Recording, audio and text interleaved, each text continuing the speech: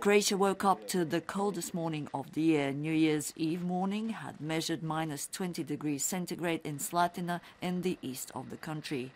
The northwestern sections of the country, including the capital Zagreb, are freezing at minus 7 degrees. That will drop later in the day. The state health authorities have warned residents to avoid venturing out, particularly in the early morning and late at night, something that may somewhat dampen the New Year's cheer for those wanting to celebrate outdoors.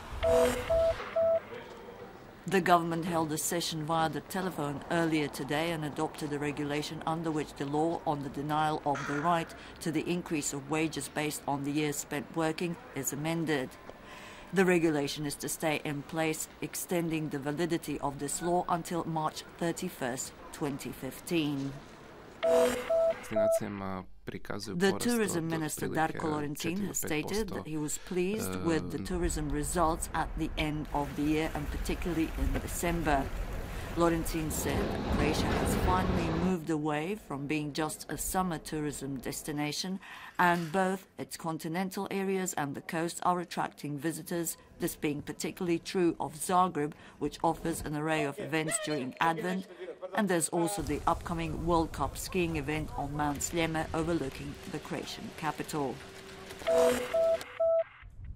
The coast is not far behind as far as visitors are concerned this winter, as Šibenik is swarming with guests and all of its hotels and private accommodation are packed.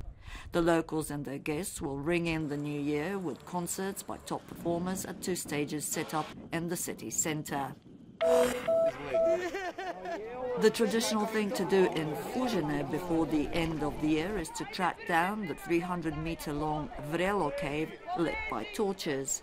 Sipping on mulled wine is also an integral part of the experience, and the extremely low temperatures have not stopped these thrill seekers in enjoying what the cave has to offer.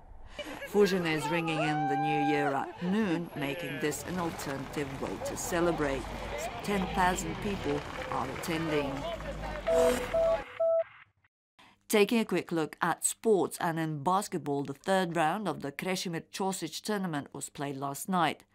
Zadar edged Zagreb 72-71, Kvarner ousted Gorica 95-86, Cibona beat Alkar 77-74 and Cedevita hammered Zabok 106-61.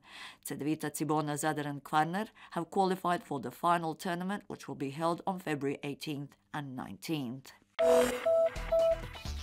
And the weather mostly sunny with passing cloud in places and a few fluttering snowflakes. Strong to gale force bore along the coast, reaching hurricane force in places. The wind will die down by the evening, calming the seas down somewhat. However, visibility is to remain excellent. The day's top temperatures to remain mostly between -7 and -3, -1 to 4 in the Dalmatian and eastern hinterland and along the coast, but will drop towards the evening. Some passing light snow possible tonight, but expected on Thursday evening and Saturday, where there is a high possibility of freezing rain. Friday may see lingering fog. Mostly dry along the coast and prevalently sunny with winds losing force. Rain in places possible on Saturday.